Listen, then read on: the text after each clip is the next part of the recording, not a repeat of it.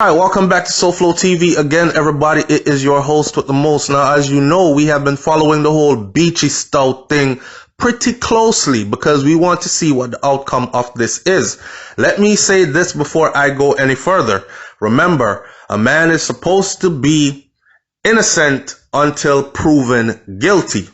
In the court of the streets, Beachy Stout has already been proven guilty. The streets have found him guilty. It's a lot of people that are saying a lot of things about him and are saying that a long time him a go on with them something that's so flow. You know me, I said things just a catch up with him now. And then there are others that are saying, me don't know nothing about none of that. Just make we see what the courts say in this one. There are many people that are saying that he is not going to get away, but there are more people that are actually saying, sure, that don't mean nothing that they hold him now. A Jamaica we are talk about. The man links tall and the money long. So even then, until I hear convicted, I don't believe it. All right. Well, he has made his first court appearance before the judge, and it seems like things are still not going his way. There are a lot of people that are celebrating this. So, taken from the Gleaner, it says that Everton Beachy Stout McDonald, the popular Portland businessman, has been charged with the gruesome killing of his wife, and today he made his first court appearance. This was printed August 27th of 2020. McDonald appeared before the Kingston and St. Andrew Parish Court, along with one of his co-accused, known as Aska Barnes. The third co-accused, who is Donvalin Minot, was not in the courts. And it is said that Donvalin Minot has turned coat, meaning he is now on the other side. He is cooperating. He is telling everything, and the others are holding out. McDonald, who was dressed in a white t-shirt and a pair of khaki cargo shorts, said nothing his entire time in the courtroom except to confirm that, yes, this is my name. Clerk of Court Hansard Lawson indicated that the case file is expansive, but noted that it was still incomplete. So McDonald was ordered to give his fingerprints to the police, and he and his co-accused were remanded until September 18th. Give fingerprints to the... I'm assuming that this is a whole different procedure, because I am pretty sure that once you are arrested, then fingerprints supposed to be taken on record.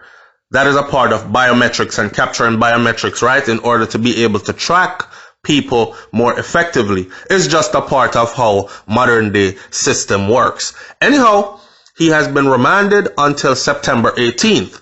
We are currently in October and today is the 28th. So in about another 2 to 3 weeks or so, we will hear more about this case. For those of you who don't know, Tanya McDonald partially burnt body was found last month inside a car in Sherwood Forest shortly after 9 p.m. with the throat slashed. Someone sent me the pictures of how she was found.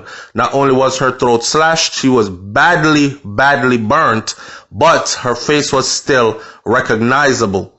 It was a gruesome scene. Everton McDonald and his two co-accused taken into custody almost 2 weeks ago during a series of coordinated operations in Portland, and they took him out of Portland. It wasn't Portland police that went for him. And of course, a lot of people were saying that Portland police is never going to arrest Beachy Stout because he is in their pockets. So it had to come from somebody else outside of there, because in Portland, he is the man. Him have the place locked. Nothing happened to him. He will never be found guilty of anything. Of course, people are still saying that he also needs to be investigated for his first wife's murder. I want bag of mix up in us, so if you have not been following the story, then you've been missing out. And to get you all caught up, it is said that the first wife No, not said. It is proven the first wife was murdered right in front of her gate at her house as she was removing her child from the vehicle, right? They said orders were given to just harm her and not the child.